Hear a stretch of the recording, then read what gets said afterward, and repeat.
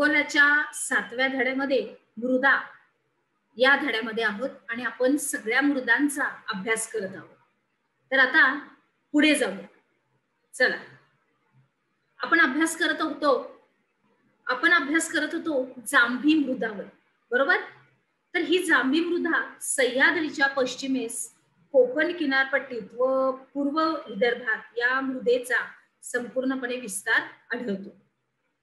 अतिपावसाच्या प्रदेशामध्ये खडकांचं झालेलं विदारण हे मोठ्या प्रमाणामध्ये वाहून जातं आणि त्याच्यामुळे जो खडक असतो ना तो उघडा पडतो. बघा, अगदी चकचकीत होतो बघा खडक. लक्षात आलं?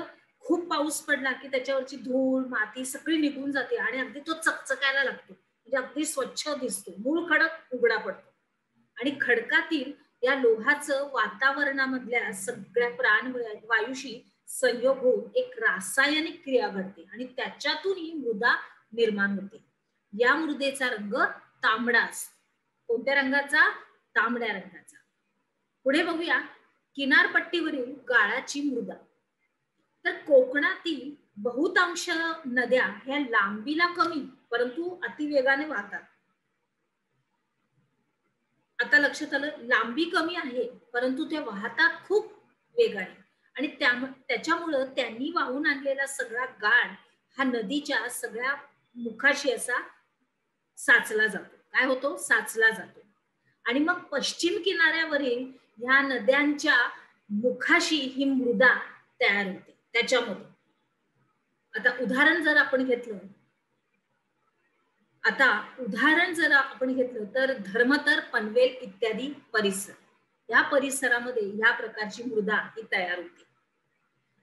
त्याच्यानंतर पुढची मृदा आपली आहे पिवळसर तपकिरी मृदा. कोणती? पिवळसर तपकिरी मृदा. आज तुम्ही माझ्या बरोबर. अतिरिक्त पावसाच्या प्रदेशात ही मृदा आढळते. ही मृदा फारशी सुपीक नसते आणि त्याच्यामुळं शेतीसाठी या मृदेचा उपयोग अत्यंत कमी प्रमाणात असा होतो. आपण बघितलं तर चंद्रपूर, भंडाऱ्याचा पूर्व भाग, सह्याद्री पर्वतीय भागात ही मृदा प्रामुख्याने अशी आढळली जाते. त्याच्यानंतर ह्या मृदा प्रकार आणि व त्यांचं वितरण जर आपण बघितलं तर आपल्या असं लक्षात आलं की त्या राज्याचं संपूर्णपणे हवामान, त्याच्यानंतर तो मूळ खडक आणि कालावधी, म्हणजे किती वेळामध्ये त्याच्या भोगावून त्याची मृदा होणार, याचा प्रभाव हा मृदा निर्मितीवर आपल्याला होताना दिसून आलेला आहे. बरोबर? आले लक्षात? अगदी व्यवस्थित. पुढे जाऊया. आता प्रयोग आहे, तुम्हाला करून पहा. मातीच्या, आता आपल्याला एक प्रयोग आहे बघा. मातीच्या 2 टेकड्या तयार करायच्या.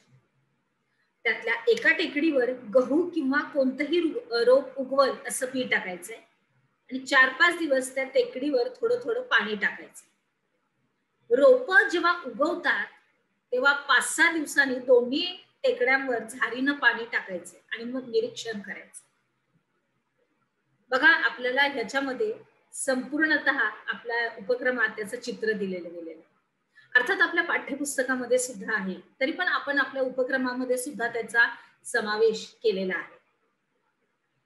बघा, पहिला मातीचे ढिगारे कसे केले, त्याच्यावर बी कसं टाकलंय, पाणी कसं टाकलंय, झारीनं कसं केलंय, टेकडीचा प्रयोग आहे.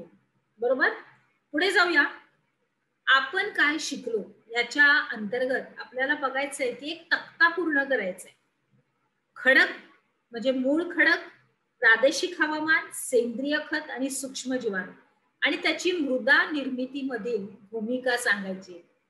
बघा, हे घटक आहेत, मूळ खडक, प्रादेशिक हवामान आणि मृदा निर्मितीमध्ये त्याची भूमिका कशी असते हे तुम्हाला लिहायचंय. अर्थात आपल्या वहीमध्ये ह्याची तुम्हाला नोंद करायची आहे.